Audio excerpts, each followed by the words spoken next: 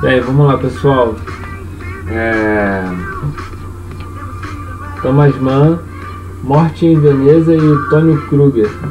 É um livro que uma amiga minha, quando eu entrei na UERJ em 2003 e tal, depois ela foi morar lá na Europa, fez um mestrado de sanduíche, mas ela me deu de presente. Então aqui eu vou começar pelo prefácio, né? Prefácio. Deus de um mundo decadente, Luciano Trigo. Deus de um mundo decadente, Luciano Trigo. Para que qualquer produto intelectual de peso possa surtir de imediato um efeito amplo e profundo, é preciso que haja uma afinidade secreta, uma coincidência entre o destino pessoal de seu autor e o destino anônimo de sua geração. Thomas Mann, Morte em Veneza. Embora menos diretamente autobiográfica que o romance Os Buddenbrooks, a novela Morte em Veneza, lançada em 1912, é a obra mais confessional de Thomas Mann, que nasceu entre 1875 e 1955.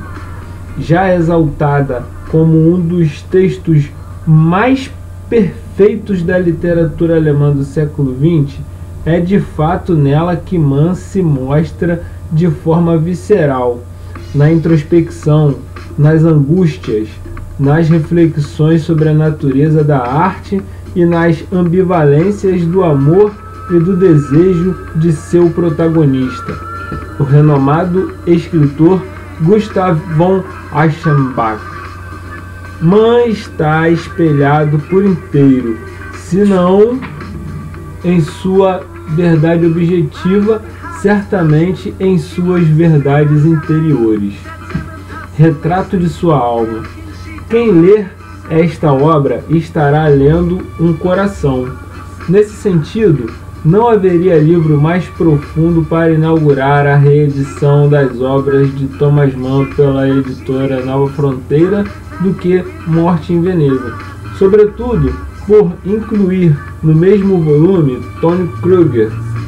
Este sim, uma novela abertamente autobiográfica, pela qual o autor tinha, aliás, predileção. As duas obras, publicadas aos 28 e aos 37 anos, configuram uma espécie de carta de intenções estéticas do escritor, Prêmio Nobel de Literatura em 1929, e sintetizam as ideias e questões que ele exploraria de forma mais profunda em seus maiores romances. Mas não são textos importantes somente do ponto de vista biográfico literário. Eles também se destacam por refletir de forma original e particular o espírito de seu tempo, absorvendo a influência de Goethe, sobretudo o da maturidade, e Heine, grande satirista da burguesia. Mann foi um herdeiro tardio da tradição idealista e romântica alemã e, ao mesmo tempo, um dos principais autores modernos. Ele conseguiu assim realizar a proeza de ser um clássico no mundo em que a palavra de ordem era revolução, e não somente na literatura. Já em seu primeiro romance, Os Buddenbrooks, 1901, vasto panorama social da Alemanha do século XIX, cheio de referências autobiográficas no relato da trajetória de uma família obcecada por interesses materiais no norte da Alemanha, numa cidade em tudo parecida com Lübeck, com sua Lübeck natal, Mann evocara a decadência europeia, decadência também denunciada por Nietzsche, uma de suas leituras de cabeceira, que criticava a falta de transcendência da civilização moderna, seu materialismo superficial e profano. Em Morte em Veneza, o retrato da decadência é mais radical, embora sintetizado num indivíduo. O tom crepuscular da novela é ao mesmo tempo uma radiografia e um sintoma de uma época de crise, tal como vivida e entendida pelos intelectuais europeus do início do século XIX, quando havia uma ansiedade crescente e justificada em relação ao futuro de uma civilização que estava prestes a dançar com a morte. Ao mesmo tempo que testemunhavam a ascensão das massas e o surgimento das metrópoles, os europeus, pela primeira vez na história, se davam conta de que a aventura humana na Terra podia ser finita. A vida é dura demais para nós, escreveu outro alemão, Sigmund Freud, em O Mal-Estar da Civilização. Ela traz muita dor, muitas frustrações, tarefas impossíveis. Freud tinha em comum com Mann a tentativa de mapear as energias naturais e inconscientes que parecem trabalhar contra a sobrevivência da civilização, numa época em que o impulso de morte parecia prevalecer e na qual tudo que era sólido desmanchava no ar. Mann lutava angustiadamente para escapar de um estado de perplexidade e para formular novas bases para a razão. Também para o sociólogo Max Weber, o mundo de repente começara a parecer frio, indiferente e sem transcendência. Weber compartilhava com Mann o sentimento de que a sociedade, se quisesse sobreviver, teria de se submeter a alguma forma de disciplina social que reprimisse e sublimasse as forças destruidoras apontadas por Freud. Mas o caminho para se moldar essa nova moralidade não passava apenas pela razão. Ele implicava um mergulho nas perigosas aventuras do mal, uma viagem deliberada ao coração das trevas, para citar outro autor que Mann apreciava muito, Joseph Conrad. Quem se interessa pela vida também deve se interessar pela morte, sobretudo o artista, parece afirmar o escritor. Como Freud e Weber, Mann moldou sua visão de mundo num período da história europeia em que o orgulho e a ambição cediam espaço a um crescente ceticismo e o otimismo burguês entrava em crise diante dos primeiros sinais de fraqueza das grandes potências imperialistas. Essa ideia de crepúsculo da civilização, naturalmente, não era exclusiva de Mann. Ele permeou a obra de escritores e pensadores de variados matizes ideológicos, mas se desenvolve de forma notável na sua obra, pois se incorpora naturalmente à trama de seus livros e à crítica social ao meio que o autor foi criado. Mann circula com desenvoltura entre diálogos concretos e ideias abstratas, entre descrições de paisagens e digressões filosóficas, entre a precisão analítica e a liberdade poética. São raros os autores em que a observação e a imaginação conspiram de forma tão completa. Essa observação também se volta para dentro, naturalmente.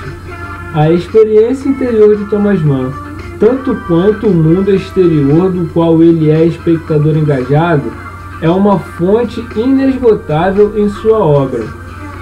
Sem ser um autor predominantemente psicológico, bastaria dizer que a música, a filosofia e a sociologia têm um peso igualmente importante em suas criações, exemplos de uma literatura total, hoje praticamente em extinção, já que os escritores parecem cada vez menos ambiciosos, e escrevendo em moldes realistas, ele dá uma contribuição fundamental à reflexão sobre a condição humana, num anseio permanente de interpretar e transformar o mundo. Thomas Mann é um autor que merece segundas e terceiras leituras, não pelo mesmo motivo que seu contemporâneo James Joyce, cujas inovações formais exigem uma decifração permanente, mas pela quantidade de temas sobre os quais ele se debruça, dentro de uma estrutura narrativa tradicional, questões estéticas, científicas, políticas, morais e filosóficas. É um escritor que, de certa forma, quer ser Deus, no sentido de tentar abranger todos os grandes problemas do mundo. Infelizmente, Mann diagnostica a doença, mas não dá a cura.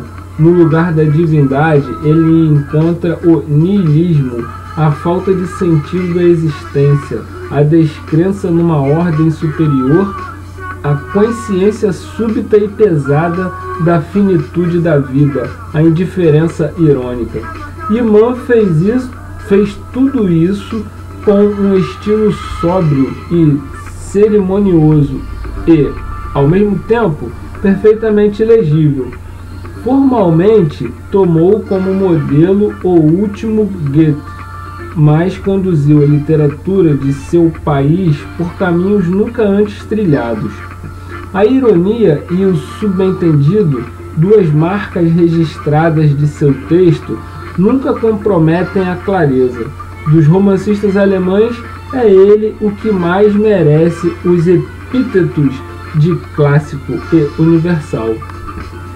Mann nunca evitou se engajar nos complexos e apaixonados debates políticos do seu tempo, mesmo que por vezes de forma equivocada, como no longuíssimo ensaio Considerações de um Apolítico, de 1918, em que tentou justificar a participação da Alemanha na Primeira Guerra e opôs a autêntica alma alemã ao novo humanismo democrático do Ocidente.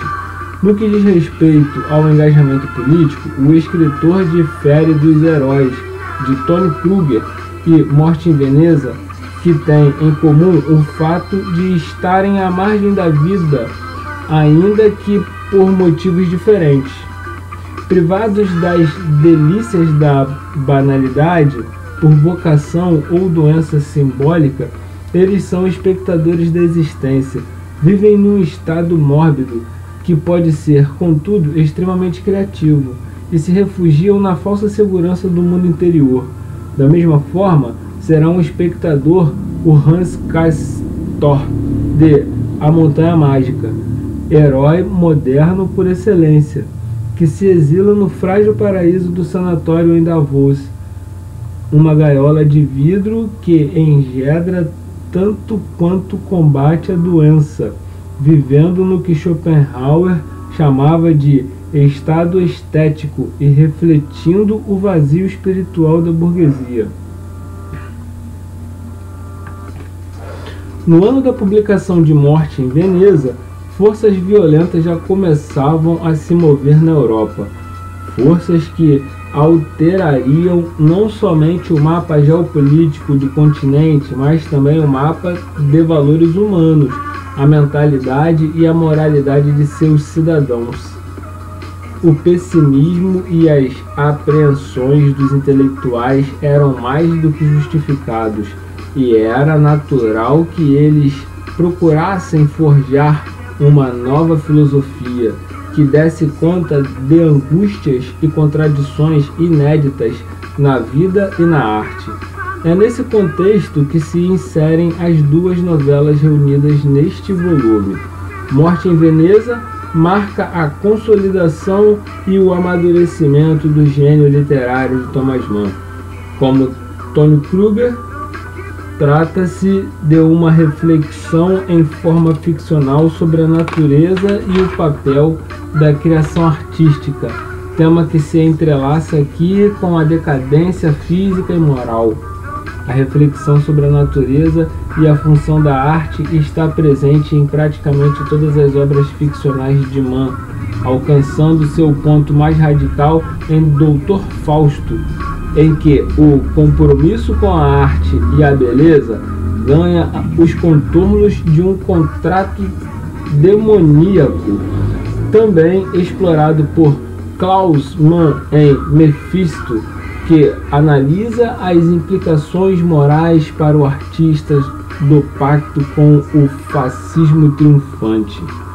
E seu ponto mais irônico em Confissões do Impostor Félix Krull, romance iniciado na juventude e retomado nos últimos anos de vida de Mann, mas que permaneceu inacabado, em que o artista é aproximado do vigarista no sentido em que vive de enganar os outros, substituindo a verdade da vida pelas verdades da ficção. O certo, como Nietzsche já dizia, é que a arte é sempre ambígua. Mesmo os críticos que enfatizam uma certa ambiguidade moral e política na trajetória de Thomas Mann reconhecem que ele foi um prosador, pensador com uma qualidade rara. Não teve medo de ser contraditório, nem de mudar de opinião. Passou de conservador e nacionalista a perseguido político por defender a democracia contra a barbárie nazista. Sem comprometer a qualidade literária, soube usar a ficção como instrumento de criação radical à política nazi-fascista, como na novela violentamente alegórica e profética Mário e o Mágico, de 1930, e, naturalmente, no audacioso Doutor Fausto, 1947, um romance-retratação, espécie de canto do cisne, ou epitáfio, da sociedade alemã. Durante a vigência do nacionalsocialismo, Mann viu seus livros serem proibidos em seu país, teve sua cidadania cassada e foi riscado da lista de doutores honoris causa da Universidade de Bonn. Convertido inicialmente à República de Weimar, à democracia e ao humanismo, ele acabou defendendo uma forma moderada de socialismo, não por desejar o triunfo do proletariado, do qual preferia manter uma aristocrática distância, mas por acreditar que essa seria uma das poucas perspectivas viáveis para a humanidade. Na verdade, a ver suas principais linhagens do pensamento europeu, então vigentes, sua única ideologia era o moralismo individualista, com cujas lentes decifrou as contradições de seu tempo. As ambiguidades e conflitos vividos por Mann eram os da própria alma alemã, dividida entre a crença na razão e o culto às forças demoníacas da existência, entre Apolo e Dionísio, entre o civilizado e o irracional, entre o intelecto e o fatalismo da fé, entre a cultura e a natureza. Conflitos que acabariam por levar o país a ser pivô de duas guerras mundiais e que são simbolizados na bem-humorada oposição entre os personagens Nafta e Settembrini de A Montanha Mágica. Os dois, ironicamente, acabam resolvendo suas diferenças num duelo, em que um atira para cima e o outro na própria cabeça.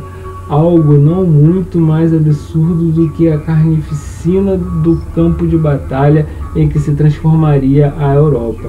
Hoje, olhando retrospectivamente a história europeia, parece fácil mostrar o encadeamento entre a sucessão de tragédias que se abateu sobre a Alemanha, a derrota na Primeira Guerra, as humilhações impostas pelo Tratado de Versalhes e a crise econômica, a ascensão do nacionalsocialismo, etc.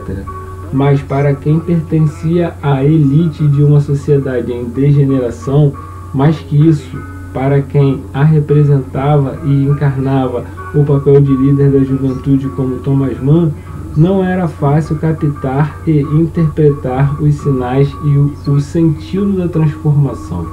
Como pode servir de educador quem traz em si um pendor inato e incorrigível para o abismo?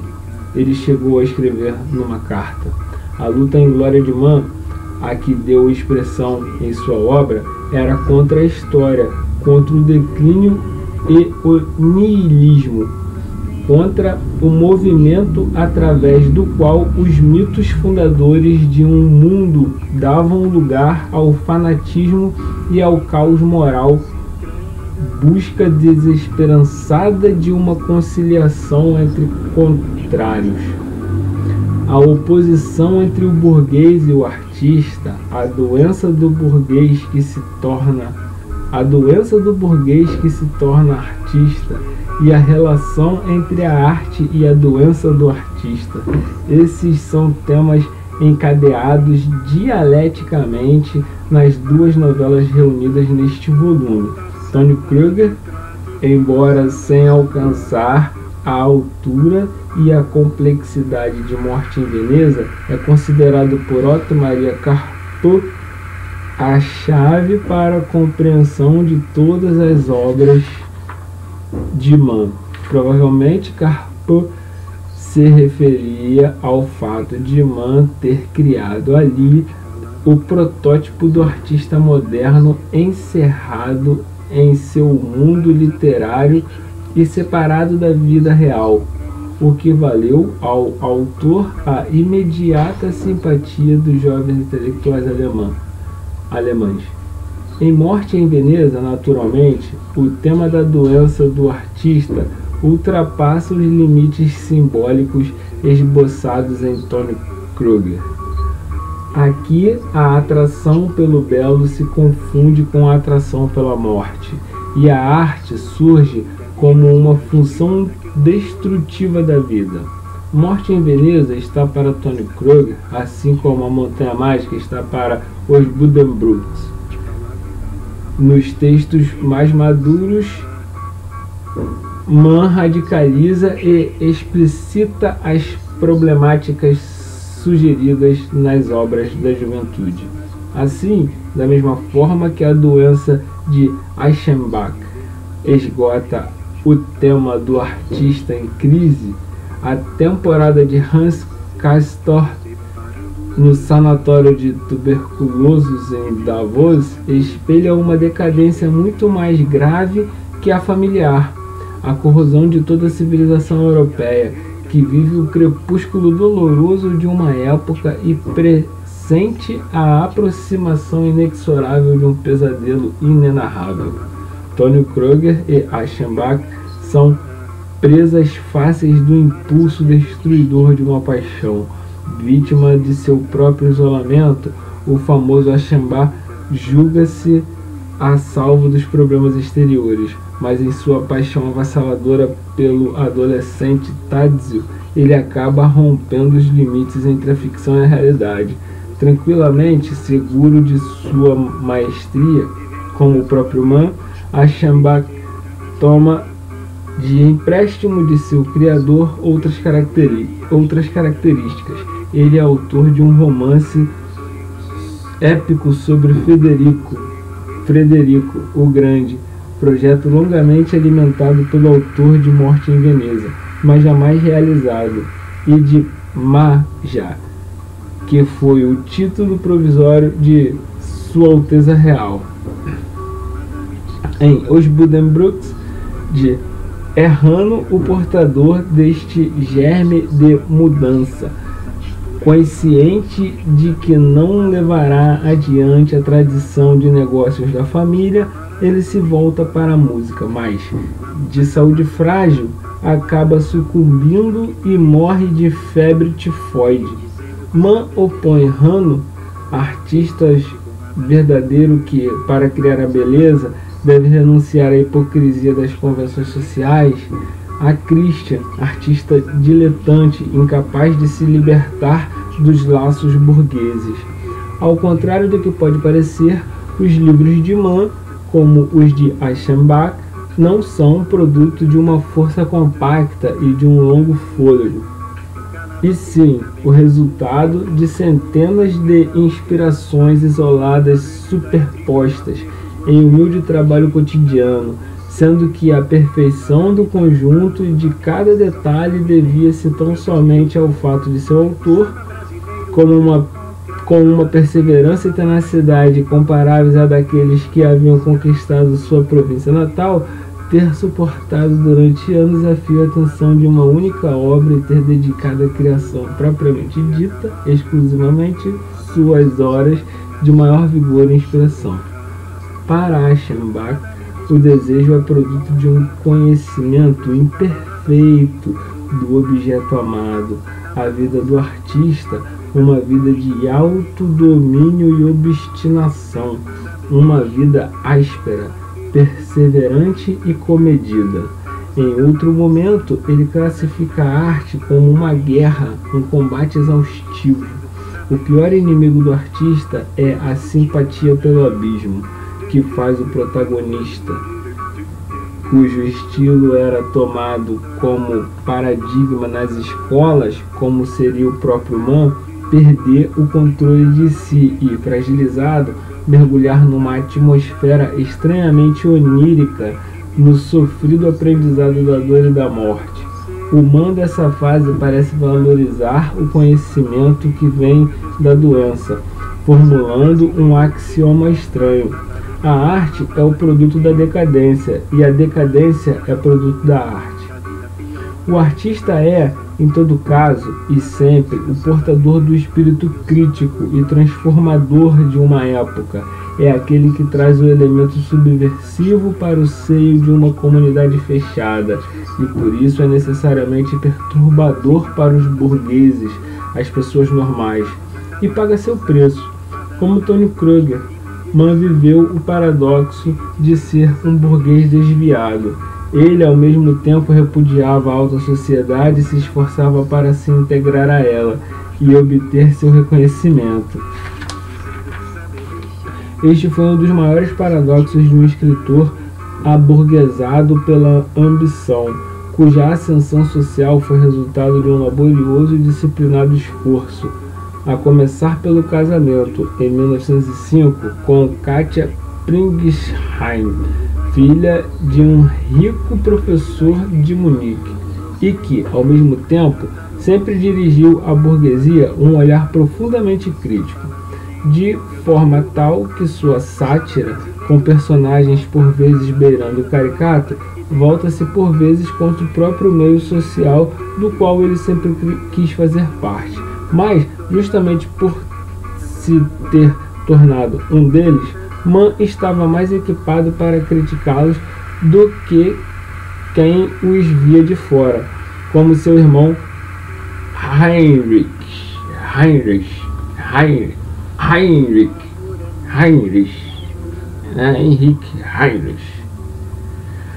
cuja obra é mais crítica na superfície, mas menos perene. Enquanto Thomas ri da sociedade de que faz parte, Heinrich a rejeita em bloco. Não foi à toa que os irmãos nunca se deram bem. Katia, em todo caso, foi uma esposa ideal para Thomas, não só por sua inteligência e cumplicidade, mas também por administrar todos os negócios do marido. Tanto quanto pela beleza, Aschenbach é atraído pela juventude, que é exaltada quase como um valor em si, rejeitando tudo o que a nega. Quando ele vê um velho fortemente maquiado fazendo-se passar por um jovem, sente uma aversão profunda. Aschenbach observa enjoado aquele personagem.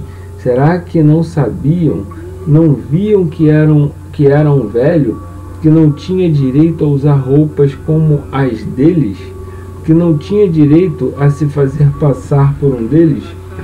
Quando vai ao barbeiro e se olha no espelho, murmura com a boca crispada para si mesmo, grisalho, e se deixa então convencer a usar tintura, que devolve aos fios a cor de sua mocidade. Por fim, mais tarde, é quase com satisfação que o protagonista observa a aparente fragilidade de Tatsil, concluindo que o jovem Deus não viverá muito.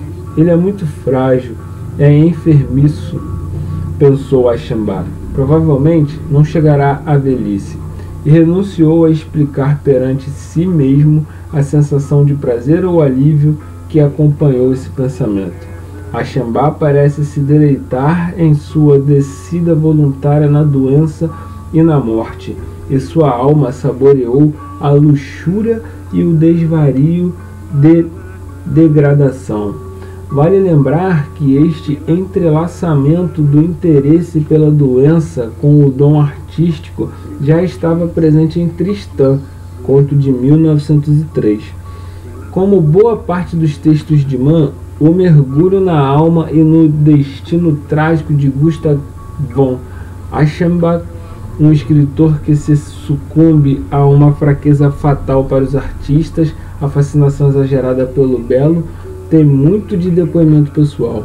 A solidão engendra o original, o belo, o ousado e surpreendente, o poema, mas engendra também o universo, o desmedido, o absurdo e o ilícito, escreve Mann.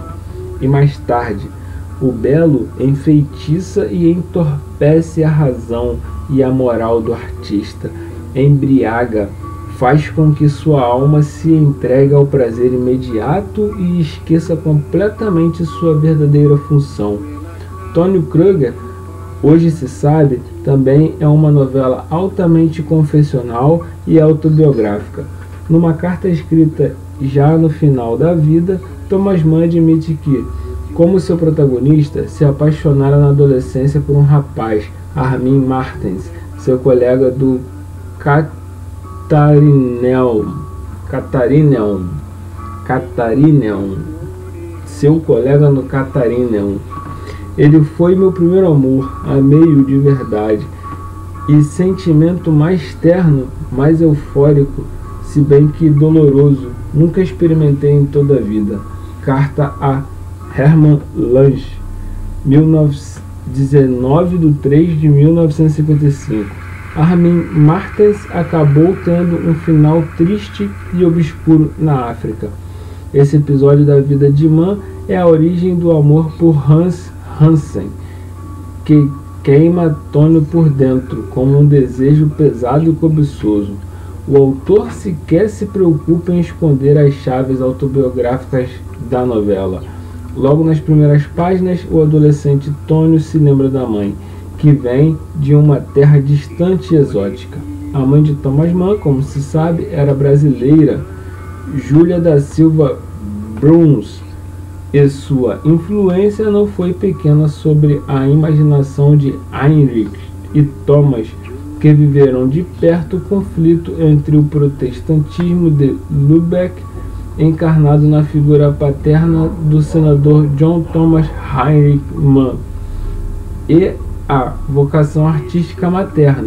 Mais uma vez, de um lado a racionalidade e a ordem, do outro o mistério e o exotismo. Mann elabora uma psicologia do artista muito particular. Nada em seu texto é casual. Seu amor ao detalhe faz com que, mesmo as alusões mais vagas, tenham um importante significado oculto. É, portanto, um autor que se presta a uma rica interpretação psicanalítica, e esta teria um farto material à disposição para se debruçar. O caráter homossexual latente e mesmo patente nas duas novelas. Qual seria a verdadeira natureza da atração de Achenbach por Tadzio, tão perfeitamente belo que ele acreditava jamais ter encontrado, quer na natureza, quer nas artes plásticas, algo que se aproximasse de um acabamento tão feliz? No retrato que faz de Achenbach, Mann expõe e elucida o seu próprio processo de criação, no qual o rigor e a disciplina prevalecem sobre a inspiração, caso inverso ao de seu irmão e desafeto Heinrich, autor de O Anjo Azul. Mann minimiza o papel do sentimento na criação, para que ele seja um resultado da recepção da obra. A emoção é um efeito friamente calculado e burilado de uma técnica obstinada e detalhista.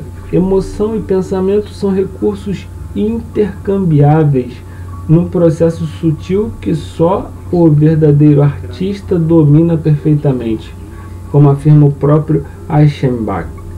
A suprema aventura do escritor é o pensamento capaz de tornar-se por inteiro sentimento, o sentimento capaz de tornar-se por inteiro pensamento.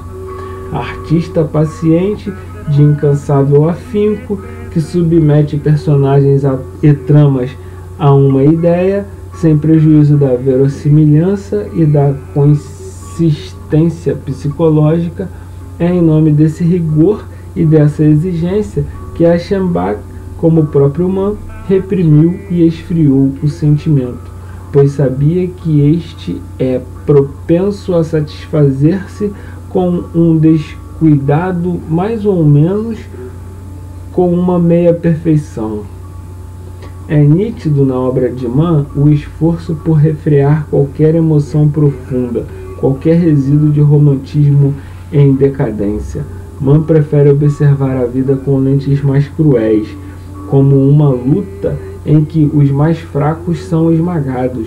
Daí ele considerar a consciência de si e a confiança em si como sinais da força de um homem.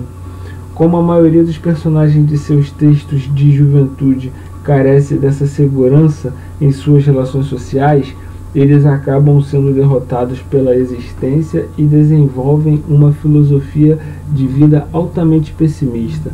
E aqui a obra de Mann se entrelaça mais uma vez com o pensamento de Nietzsche, que aponta nessa atitude negativa diante da vida a decadência da burguesia europeia.